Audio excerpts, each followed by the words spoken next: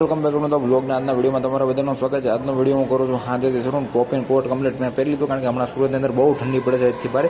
અને આજે હું જાઉં છું કે માર્કેટમાં એક વિચિત્ર પ્રકારનું માસ્ક આવ્યું છે. ગાડી આગતા હોય ત્યારે પહેરવાનું ચશ્મા અને માસ્ક બે કોમ્બો આવે, એટલે આને લેવા માટે ઉપડી સૌથી પહેલા આપણે ચાલો સૌથી પહેલા છે ટોપ એર કેલો જેથી કરીને ટાઈટ ઓછી લાગે. આ છે મારી ગાડી, ઘોડી ઉડાવી દીધી છે કમ્પ્લીટ. હું આવી ગયું છું સીતાનગર ચોકડી પર આવેલો IFM માર્કેટની અંદર. અહીંયા લાઇટનું ઝગમગારો એક નંબર લાગ્યો ને હાથમાં પાકી લઈને હું થઈ ગયું છું હાલતીનો સામેની દુકાન છે, નાથી મારે માસ્ક લેવાનું છે.